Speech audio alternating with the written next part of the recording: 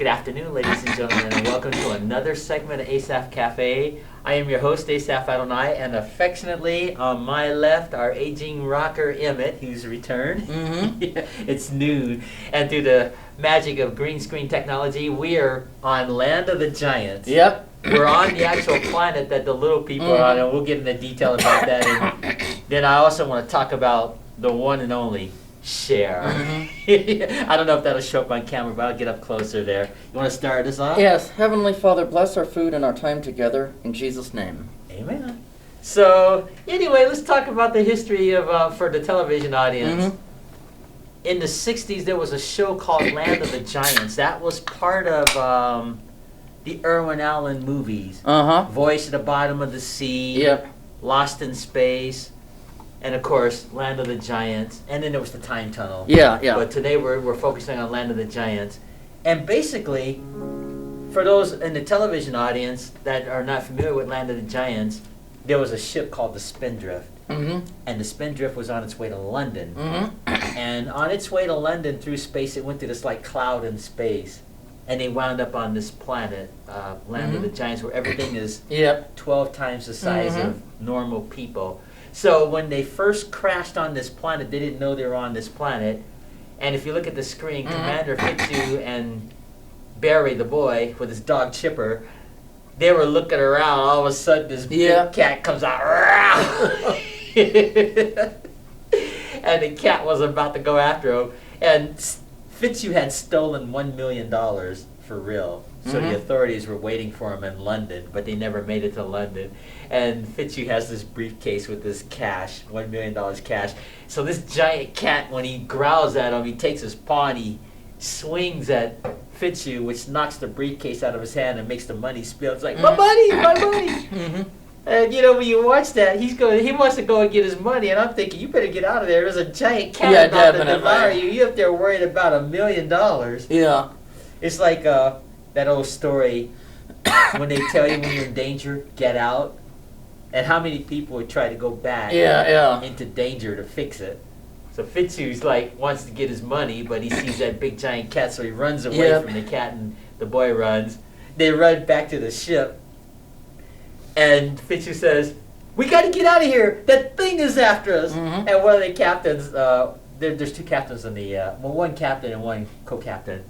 So the co-captain says, "Fitzhugh, there's still some of our crew out there." And so the co-captain, Captain Erickson, he pushes the button to open the door of the ship, and he sees that big cat waiting for him. And so he shuts the door, right? And then the cat's trying to get inside the spaceship to get the people, and he's like knocking the ship all over. Just a pretty intense scene. So, you know, they announced that Alf is going to be on television here. That's wonderful. The entire series, starting a couple of weeks from now, like in summer or something. Oh, wonderful.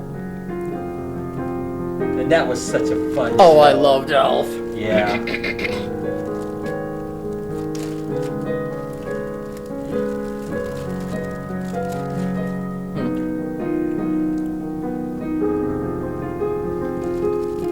going to do some easy listening for you, Jay. Thank you. And this time I'm going to do the song all the way through.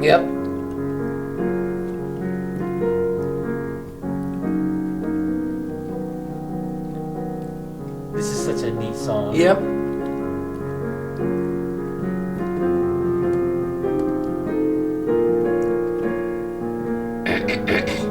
Never played this song on Land of the Giants before. No.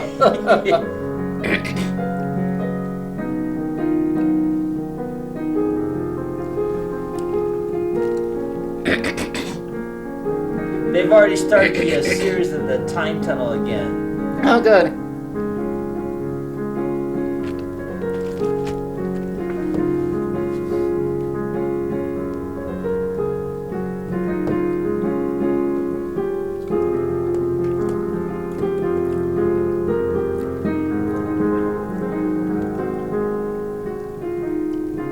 There you go, the first song just for you. Wonderful.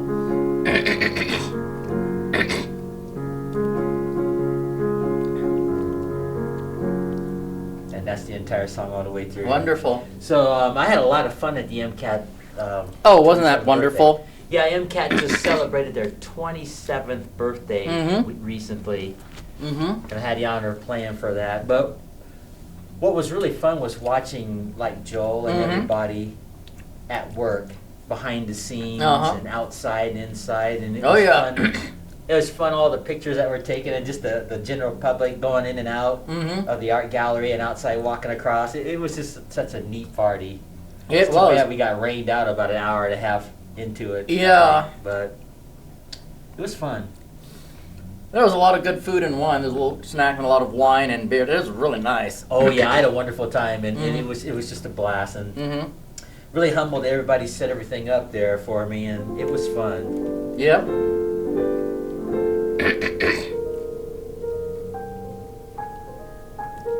Oh yeah, it was wonderful.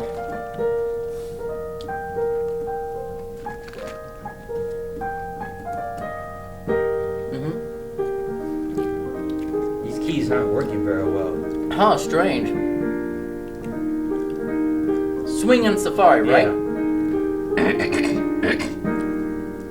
Swingin' Safari. Yep. But I want to tell the television audience, I've been doing this show. We're approaching our 3rd year now, and we're going to start doing Asaph Cafe live in front of a live audience. Wonderful. And I think that'll make these one-on-ones more interesting, or when we have guests on here. We were supposed to have a guest from Vietnam today, and I don't know if he's going to, no, not Vietnam, Cambodia. Oh, yeah. He was from. And I think his name is pronounced Din. D-I-N-G.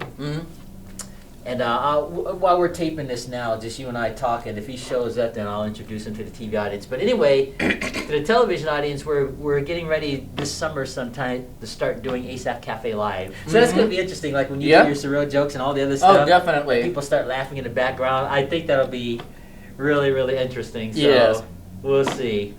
But in the meantime, we can enjoy being Land of the Giants here. That is such a cool set. Definitely. Cool backdrop. Let's see, that show went something like this. So, if they were,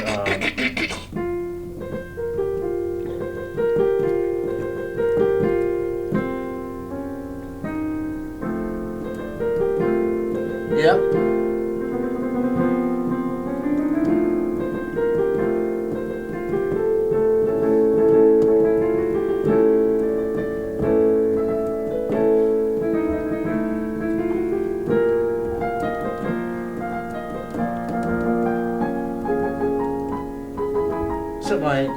That's wonderful. Something like that. That's great.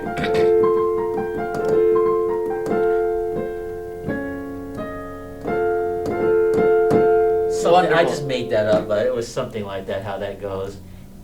But now this episode here, this scene with this cat, this was at the beginning, because like I mentioned, they didn't know they were on this giant planet at first, except for the captain. Because see, the captain and the co-captain went looking around. Yep. Because when they were landing, normally you'll hear from like the airport and everything for the pilots to land, and there was no signal coming in, so they just took a chance landing. And then the captain went looking around. They almost got run over by this giant car at the beginning. And then they heard these big giant footsteps.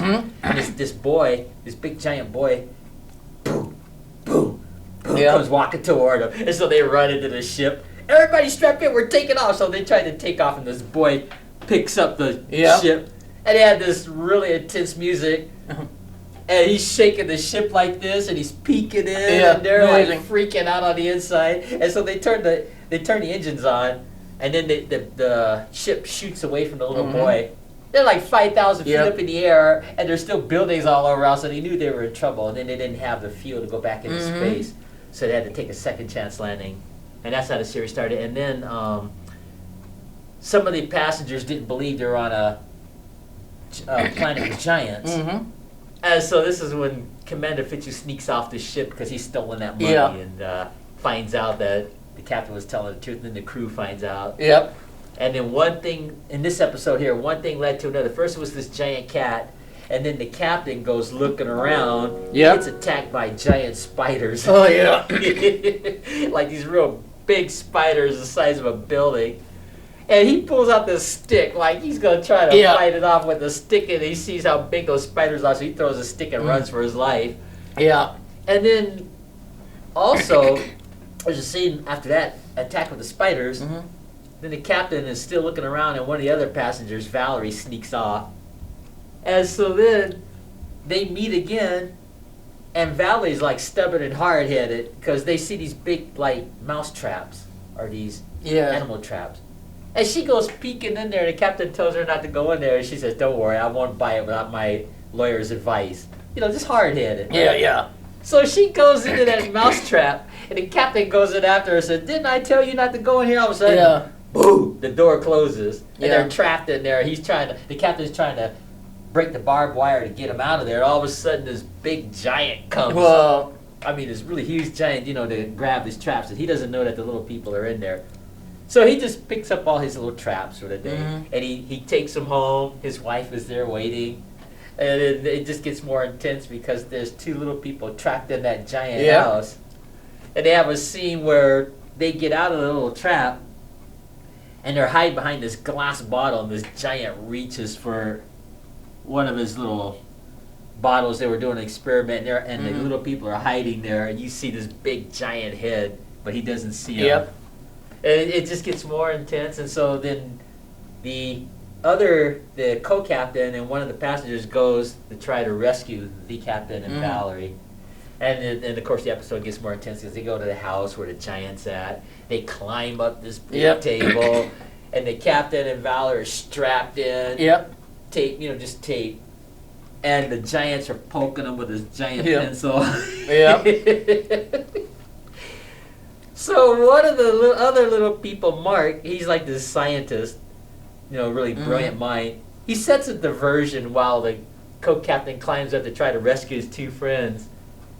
And so what Mark does is he takes this razor blade, this big giant razor blade, and he hits this gas line, which causes an explosion in the house. So the giants are coughing. And then they go in there, and the co-captain, Captain Erickson, gets Captain Burton and Valerie out, from being strapped in. They climb down. And if that isn't enough, when they're running for their lives out of the house, that giant sees them trying to escape. He gets this big butterfly net, goes after them. Amazing.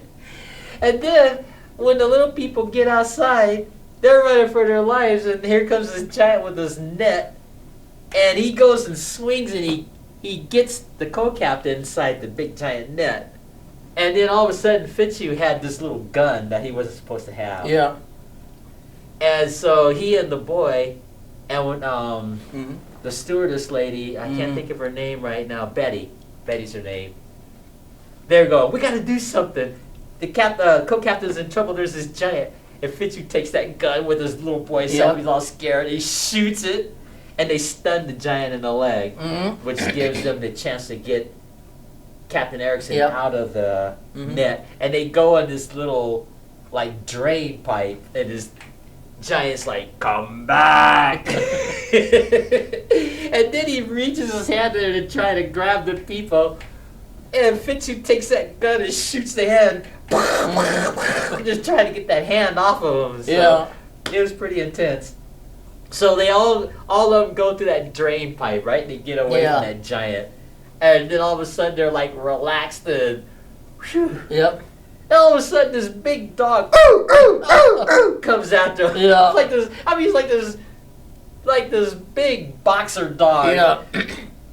So Valerie and Betty and the boy and they hide in this egg carton, right? This big giant egg carton, and the dog's like trying to get him. And so Fitzhugh hides in this little gopher hole. He sees that dog, and so the main captain, Captain Burton, takes this kerosene, this big giant kerosene ball, and he takes his jacket and dips it in there, throws it at the dog. They light it up, and it explodes and scares the dog off.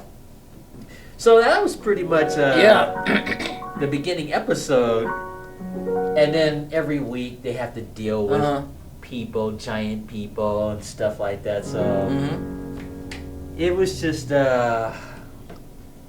pretty intense. Definitely.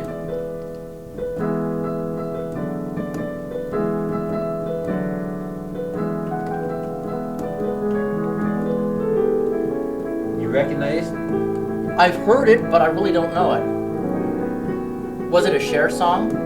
No.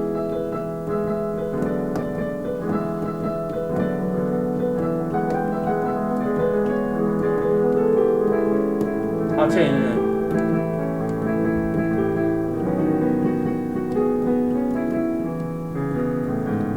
That's called Heartbreak Hotel. Interesting. By Elvis. Oh, You yeah. recognize it now? Vaguely. I never cared for Elvis. Yeah.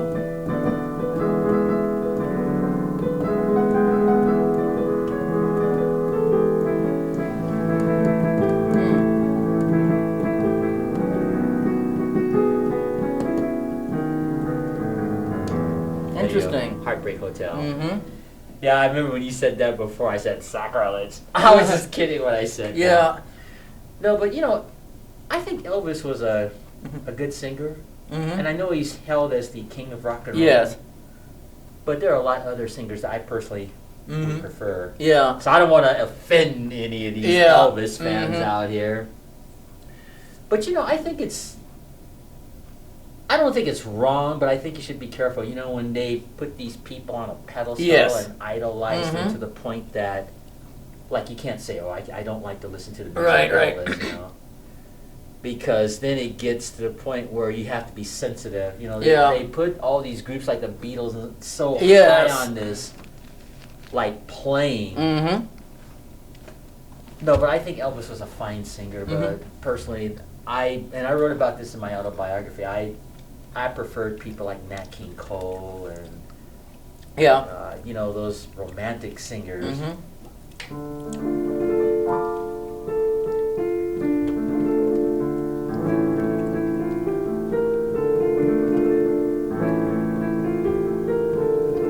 Well, I did a nice thing. I heard a couple of beautiful songs on Soundscapes, 942 on Charter. It's that kind of new age channel with beautiful instrumentals and beautiful soft piano music or guitar. I heard the most beautiful soft guitar on one of them. Beautiful, sweet, soft guitar. It's by an artist named Ozzy Catani. Never heard of it. Yeah, nor have I. And it just makes the most beautiful, soft guitar. And I had to special order it at Ear Candy, and it came in. I only like 2 songs on the whole disc. What it was Hawaiian music that the Queen of Hawaii had written years ago. It wasn't the Hawaiian wedding song? The Hawaiian wedding song might have been on one of them, but what it was Mauna Loa, and I can't remember the names of the others. But it was, this guy just wrote in this, I guess it's called Shaka slack key, or just some sort of slack key guitar. Okay. Very hard to describe, but some of them were just so beautiful, like written in heaven.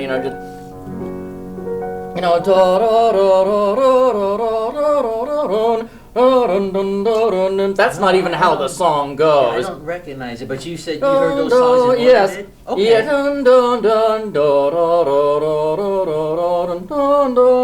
Just beautiful. And that was on that easy listening radio station you were talking about? The Soundscapes channel 942. Soundscape. I've heard of it. Yeah. Oh, it's beautiful. And I heard they play all this easy listening music, right? Well, that's 947. This is more new age, easy instrumental music, like George Winston. Have you ever heard of George Winston? Yeah, I'm familiar with him. That kind of thing, or like William Ackerman, a soft guitar player that I just love from Wyndham Hill. They play a lot of that stuff. Oh, it's just beautiful. Yeah, and is this 24 hours? Yes. Okay, yes. So you can just listen at any time you want. Oh, yeah, and it's one of my favorite stations. Some music I don't like. Some is kind of boring, Well, if you got all that music going 24 hours, they're probably not going to be able to play everything that everybody will like. Right, exactly. Period.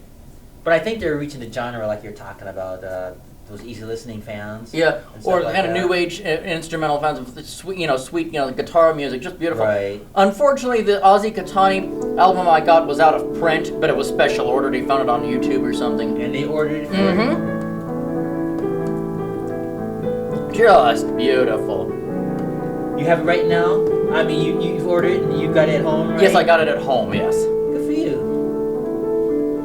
I've been playing it a lot. Of course, also my new Gordon Lightfoot album with, Uncle Toad. Uncle Toad said it really was about a small toad that was telling people, Uncle Toad.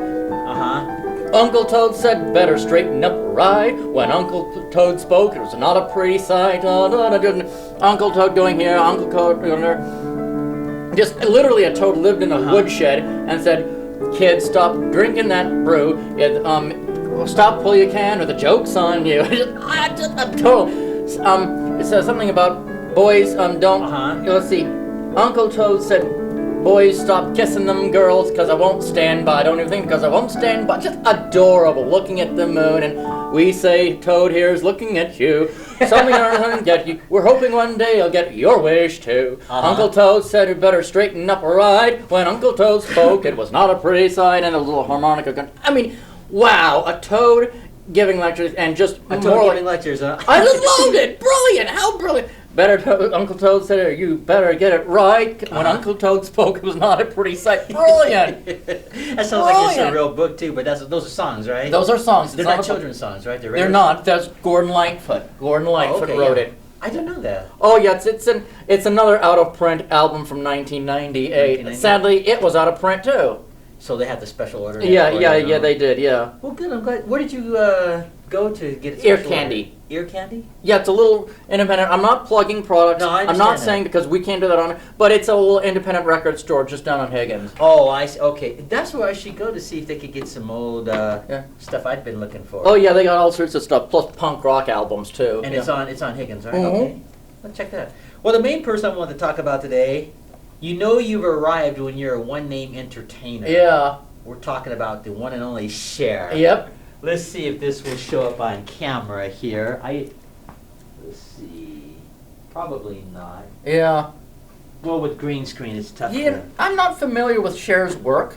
Yeah, we'll talk about her in a moment. Let me try this book here. You remember when you had your book here? Here's some pictures here of Cher. This is a big... it's showing up a little bit right here. And there's some pictures of Cher right here throughout her career, throughout her lifetime. I'll show you this book in a moment here. You might wait. I'm just looking at the title to see if I can read anything. Was she the one that wrote, you've got to believe we are magic. Nothing can stand in our way. Is that I don't know if that's her Because it said believe. Well, that's a more current song by her, that Believe. Here's some more pictures of Cher here. I don't know if this will show up on camera. She got basically her start with her late husband, Sonny Bono. Here, you can take a look at it, see if you recognize her. Yeah, I recognize her, but I've never listened to her music. Okay, I'm going to play some of her songs you might know. Please do Now, so. this picture here, she was 19 years old in that photograph right there. This one? Yeah. Interesting. And that was her husband, Sonny. And she had a show called The Sonny and Cher Show. And one of the songs that they did was a song called I Got You, Babe. I'll do it. Oh, yeah, I Got You, Babe, yeah. That's it, I've Got You, Babe. Yeah. Yeah. I never cared for that song either. It's okay, you know. It's okay. It's not like, wow. I got you, babe.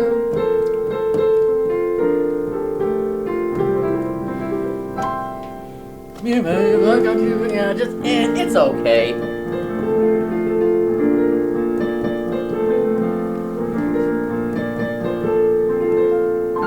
Stop right there. It's a short version of it. But this shirt I'm wearing, I don't know if it will show up on camera, but this is Cher.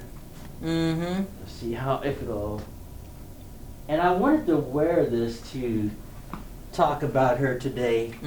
This lady is, I believe, in her 70s now in real life. Wow. And she just looks hot. I know. It's just amazing.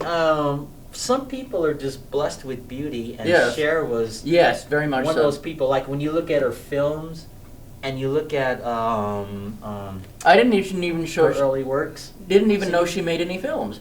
Yeah, she did. In fact, I think this book talks about that. You may recognize them here. Let's see if I can find them here.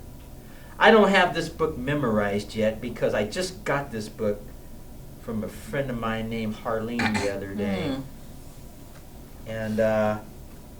This book here chronicles, I think, her entire career. You know, from the time she was 19 years old on the Sonny and Cher show. She did a movie called Mask. Have you ever heard of it? No. It was about this boy that I don't know how to explain it. He didn't look like your traditional kid. He had some physical disabilities. Oh, was that Mask? Was that the one where it was the bones grow too much in your face and you look like a mask? I remember that one. Yeah, he just didn't look like your traditional teenage boy, I remember that. But he was popular when the kids got to know him, and Cher played the mom. Yeah, now I remember. Yeah, he finally died in that movie, didn't he? I think he did, if I remember. Yeah, I remember. I saw it a couple of times. But that was one of her movies, and of course I don't have this book memorized, so I can't list all of her films. But she did a lot of movies, and of course her singing. She best known for her singing. And she had a daughter named Chastity that they featured on the show when Chastity was something like maybe 3 or 4 years old. Interesting. I don't know if there's any pictures of her in this book. Probably not. But it takes. Here's some, and here's a video. I assume this video came with this book. Now, I already had this video, so this book and this T-shirt was given to me. Harleen gave it to me the other day. And I think these are most of her albums right here. That is a lot of records to make. Well, you remember, talking from the time she was 19 years old. Yeah. And so she's done a lot of songs. And, of course, some of her early works were maybe simple like that, I Got You, Babe. But here's one. You ever heard of a song called Gypsies, Tramps, and Thieves? No. It's something like this.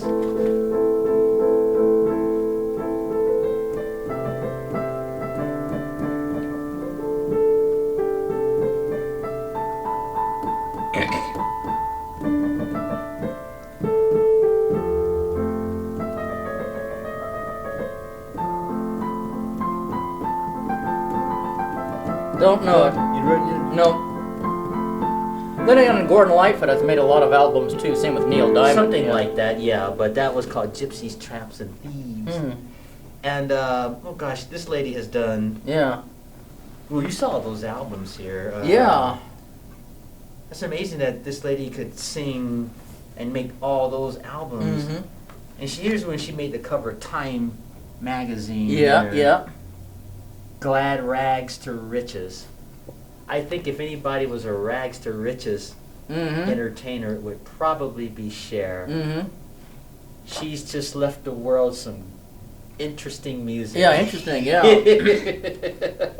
And some of her performances are one of a kind. Yep. That's the way to put it. Like this here. Oh, yeah. I'm going to try to show this in the camera here. I don't know if this will show up. This was one of her performances here. I don't know if it will show Cher. Interesting. Yeah, Cher might be able to make that cat calm down, you Yeah. know, singing. Yeah. If Cher were on that planet there with the land of the giants. Yeah. But there's no question, she is just such a stunning lady. Just a beautiful lady. And if I could, here, let's show some of these pictures here. I don't know if it'll show on camera. It might. I don't know. She's a little dark. Trying to get that right. But she is just such a beautiful lady. And probably a very, very nice person, too, in real life. I would assume that with the fortune she's been given, that she's probably helped a lot of organizations and a lot of people throughout her career. This book doesn't necessarily say, usually when these movie stars and singers and rich people help people, they don't like advertise who they help. So I know. You never really know. And no telling who Cher has helped over the years or what organizations she may have helped over the years. And 35 minutes have already gone by. Isn't that amazing? Oh, let me try this here. Did you see this? No, I did full not. picture here? Oh, interesting. Let me try, let's see if I can get this to show up too. These are... Oh, interesting. Isn't that something? Yeah. These were just highlights throughout her career here. I don't know if it'll... But anyway, that's the inside photo. Was she in the same vein as ABBA was? Probably.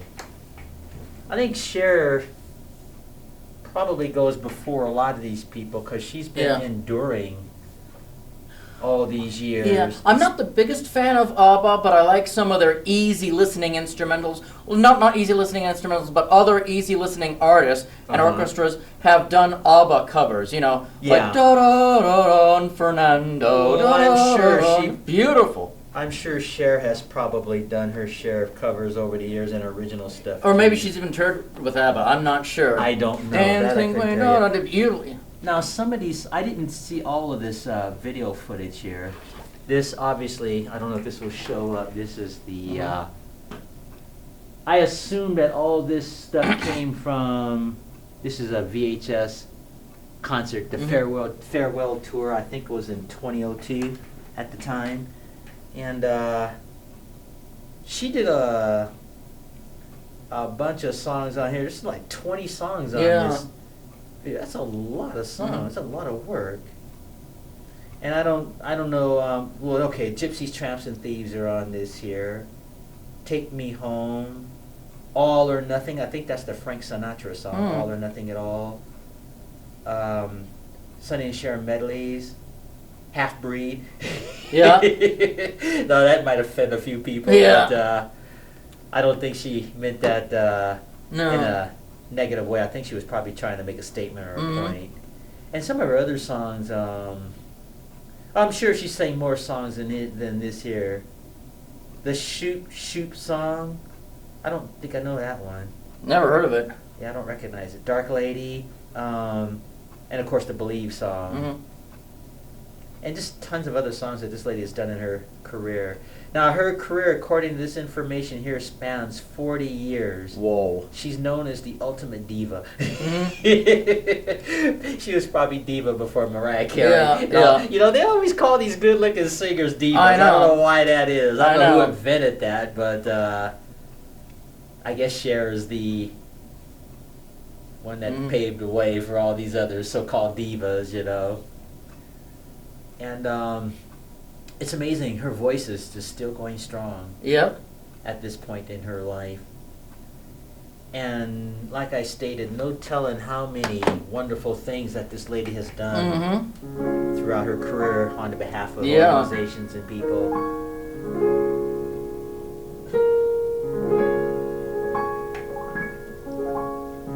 Not doing much playing today, just talking. But this was just such a neat little gift, and I just wanted to share this with the television audience. Wonderful. Here. And Dancing Queen. She's done a lot of interviews over the years, talk show interviews, things like that too. But you know, I guess she's in that genre with all these other female singers that came after her, like Madonna and. Madonna, I never cared for. Really? Let's have fun with her.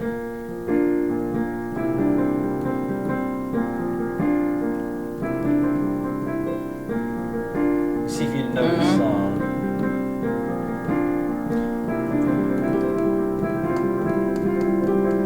Wasn't she the one that wrote A Material World? That's Madonna. What I'm playing.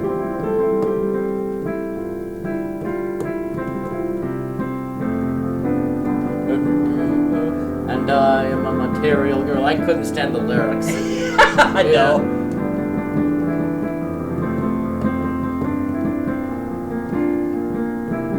But I think these people are just probably making a statement. Yeah.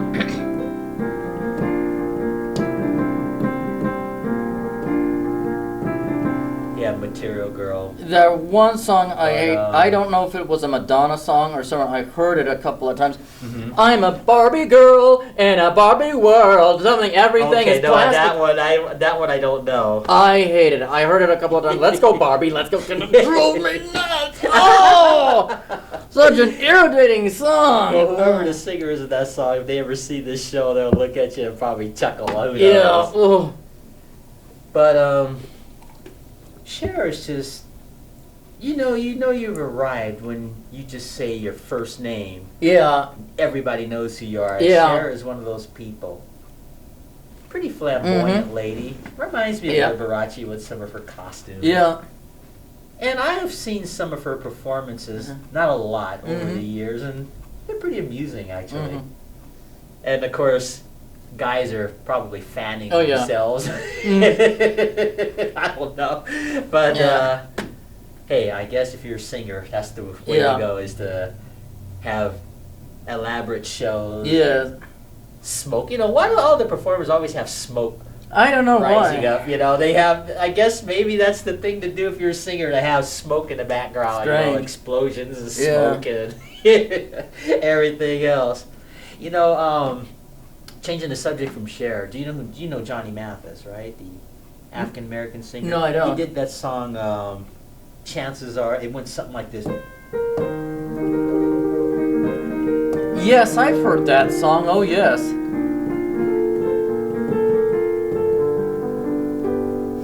Put it on the easy listening station sometimes, some easy listening station, but I don't remember which one. I'm gonna stop. Was right it there. covered on Lawrence Welk? I can't Probably, remember. but they were just talking about him recently on CBS News, and he just turned 81. 60-year career singing, and he can still sing those ballads after all these years. Johnny Mathis. That song's called "Chances Are," and just amazing that. Like Cher, how some people can just sing year after year after year, and their voice doesn't change, and then others, their voices change deeper. But some people, their voice never changes. Their bodies may physically change, but the voice is there. And Johnny Mathis was one of those people. And he's got a new album coming out at 81. Whoa. That's something. Yeah. 60-year career singing. Yeah. And he also did a song called Misty. It went like this. Oh, yes. I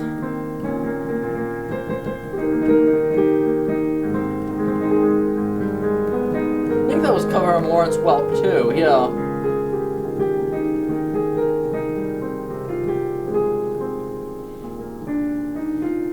I'll stop right here. Yeah, that's called Misty. That was Johnny Mathis, too. And he did a lot of other fun songs and so on.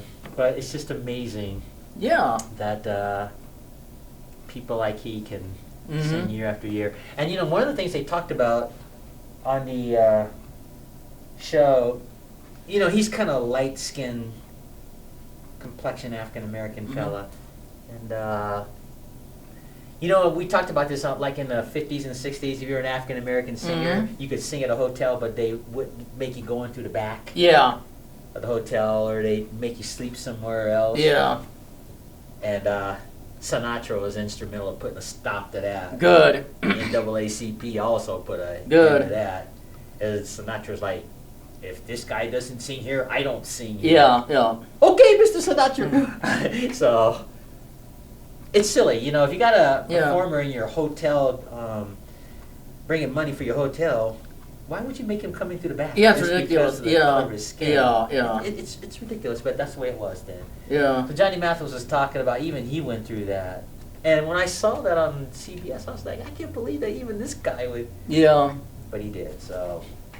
Anyway, I just wanted to share that with you there. I don't care what creed or nationality a person Exactly. is.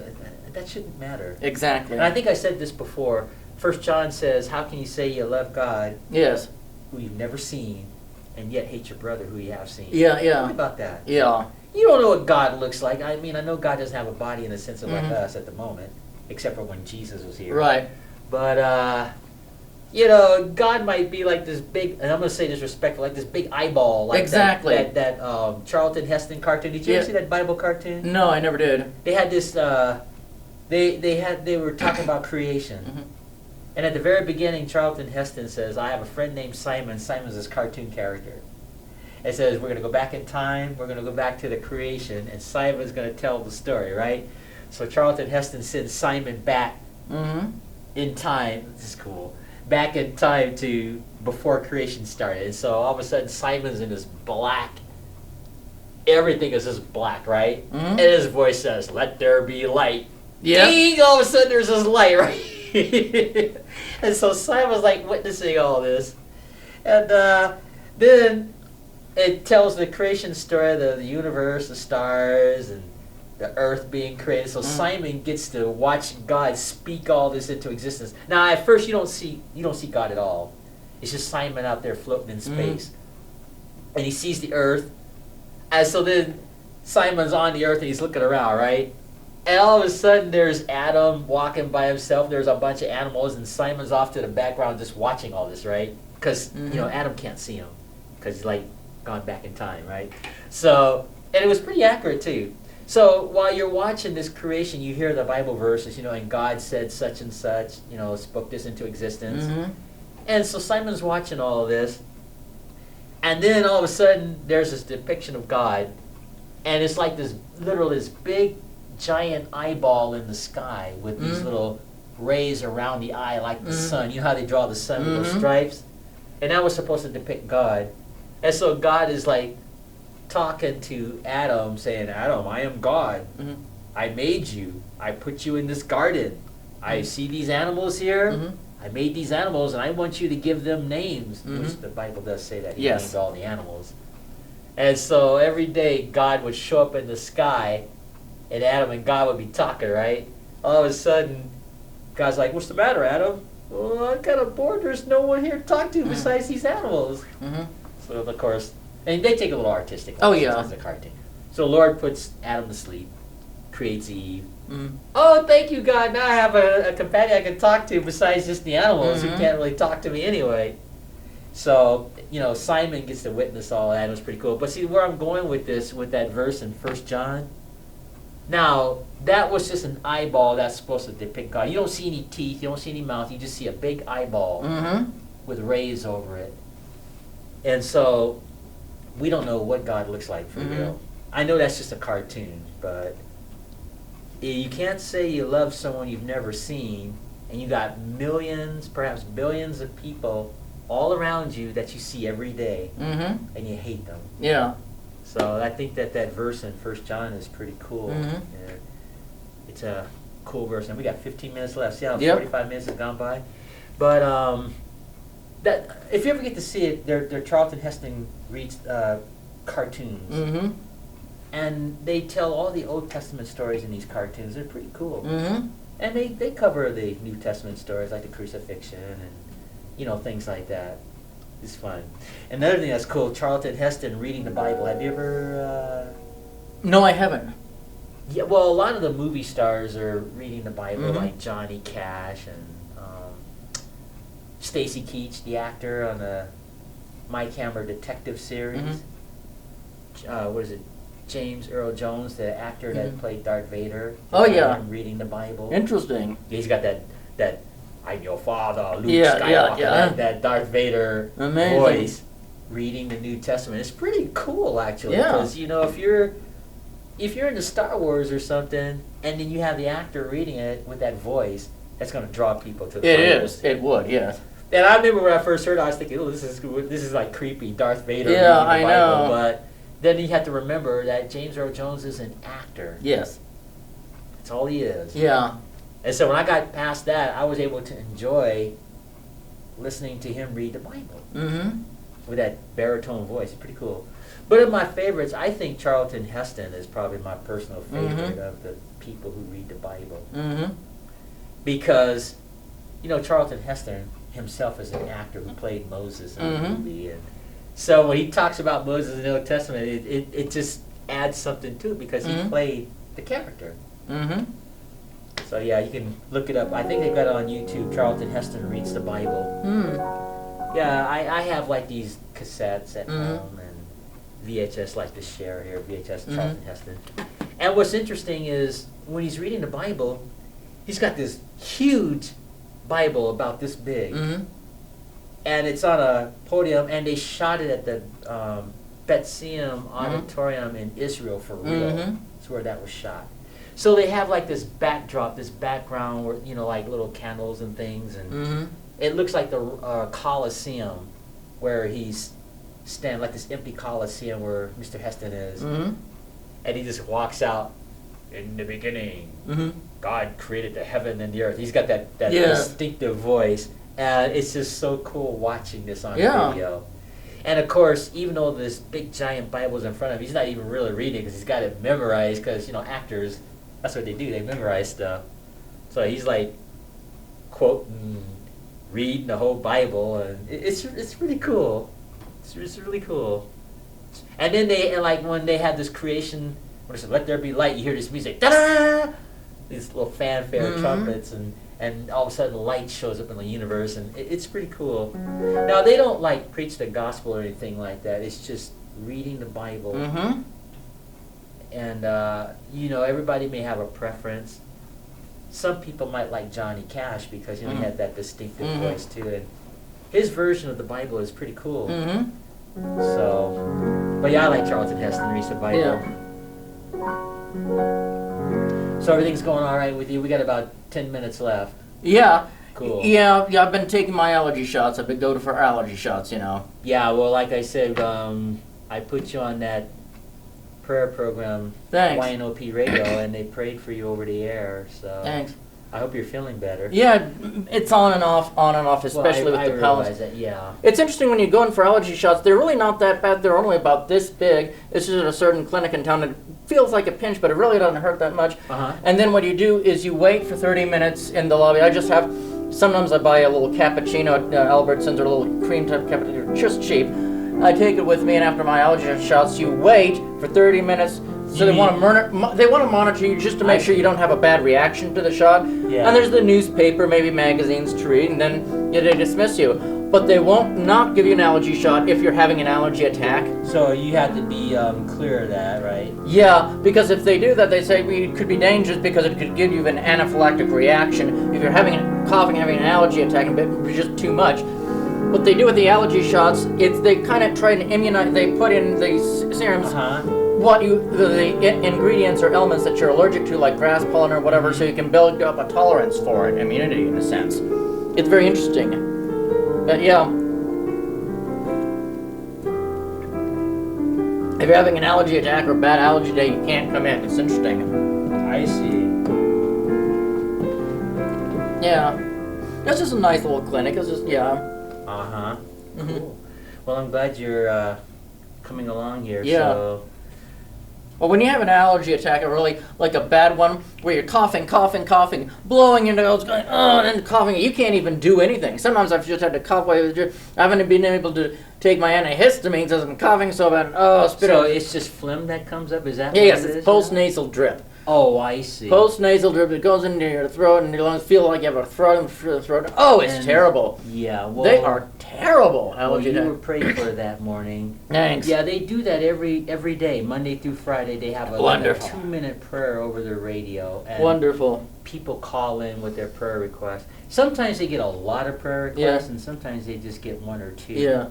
So when they get like one or two, they'll pray for the person, and they just pray general prayers like, God blessing network or people listening, stuff like that. Yeah. But they get specific, though, when it's prayer requests. So when they prayed for you that morning, they mentioned your allergies by name. Wonderful. Now, they don't mention people's names, but they said there's a young man, and he's suffering with allergy issues and has been hospitalized and has to take shots and what have you. They mentioned all of that. So wonderful. Prayed for I think it was healing and blessings and things like that. Wonderful. For your allergies. Yeah. And I was listening that morning, so I was on my knees in front of the radio praying for you too. It was just cool. Yeah, thanks. Yeah, I haven't been hospitalized since I had pneumonia in 1998. That's when I was hospitalized, yeah. Well, I don't know. I mentioned that because I just assumed you were hospitalized over somewhere in your life. Yeah, it was. It wasn't for the allergies. I wasn't having allergies in 1998, but I was up in a community medical center because I had severe streptococcal pneumonia, almost killed me. Oh. Okay. That is bad. Maybe that's what I don't know, but... Yeah. Anyway, the point is you were praying for it. Thanks. I didn't know you had that other ailment there. Wow. You never, I don't remember you telling me that story. Yeah, that was years ago. I don't know. There was a bad pneumonia attack going in town. Even young people, healthy young people, were getting sick from it, and there were a lot of hospitalizations. I learned that at the emergency room when I went to community. One of my parents took me there, and relatives, and I also learned it from someone at church that there was so much of that pneumonia going around, just striking. Plus, I was getting really stressed out because they're trying to take me off the Social Security and that kind of thing. So why did that? Well, they have a review to see if you're disabled, and this was part of Bill Clinton's, not trying to get political, but Bill Clinton's welfare to work. They just started trying to take everybody off Social Security and have them go through reviews and everything. And it was even just terrible, really, really disabled people. It was really terrible. So I was so stressed out, I think my immune system was weakened. But the thing is, with pneumonia, you just have all this water filling your lungs. You can't breathe. You feel like you cannot breathe, and it is like being drowned. I had a high fever, and I just had muscle pains or this sick feeling like I was poisoned. No matter how I moved, I couldn't get relieved, and I was so weak. Just to use the restroom, like from here to the door, was just like this quest, this adventure, because I was so exhausted I couldn't even go, because I'd already used the restroom. I was just laid on it was terrible. They had me on IVs and oxygen and everything. They saved my life. Yeah, I was there for 3.5 days. It was something else. Well, maybe that healing will come since they prayed. You know, I believe in the power of prayer. Same here. And that's wonderful. Thank you. See, yeah. Well, like I said, I can't. You don't have to. Don't thank me. It's just the Lord, and I just put your name on there, and we'll see. But they were very specific about the prayer that they prayed for you that morning. I hadn't seen you to tell you that they specifically. That's wonderful. Thank you. Yeah, and you know it's always cool when someone says they're praying for you. Yeah. You know? There's a comfort in that. You know. There very much is. I feel safe. There's really comfort in that. And you never know, healings could come. I mean, they pray, like people have cancer issues and stuff, and they pray for their healing. Yep. It's not. We're not talking this charismatic supernatural stuff. Just honest. Direct prayers and things like that. Yes. And that's all it is. Just prayer requests that people call in. Children call. Well, they may have children call in. They may have teenagers call in, and you know whatever their requests are. Wonderful. It could be everything from divorce issues, restoration, to financial requests. Like someone might want to buy a house, for example, and they need guidance. You know, whatever. It's just a cool program. So wonderful. I listen to it every morning. And sometimes if I wake up, like before that 9:30 prayer, that's how I start my day off. Wonderful. Because I pretty much leave that radio station on 24 hours anyway. And oh, good. So I just turn it down at night and sleep. And I wake up and then kneel in front of the radio and they have a little prayer. And that's how I start my day. And that's how I started my day off today, too, before we did this thing about Cher. So, no, I didn't pray for Cher today, but I started my day off with God. Nice, wonderful, yeah. Yeah, you start your day off with God, then you can talk about Cher. Yeah. You got any final words you want to say? Because we're almost out of time. Yes, there were these 2 washing machines, and there was a hat in their way. They saw a hat in their way. I've told this one many times. One said to the other, "Is that in your way?" And the other said, "No, it's in your way, and it's blocking my view." Ha ha ha! Wasn't that hilarious? Yeah, I think Cher would like that joke. I don't know if that cat would like it. Yeah. I think he'd be with that joke. No, those surreal jokes are fun, and when we start doing this cafe live, I'm looking forward to it. Oh, definitely. You'll have to bring your book again. Oh, I will. I have it with me today, and in the Lawrence Welk book too. Okay, well we covered that, and we're out of time here. So, but in the meantime, you know, Cher sat in with us today in Land of the Giants, and this beautiful backdrop. And on my left, affectionately, our aging rocker Emma. So thanks for sitting in with me. Certainly. And I'll make you a copy of this in a few minutes. Wonderful. So, until our next show, Maranatha.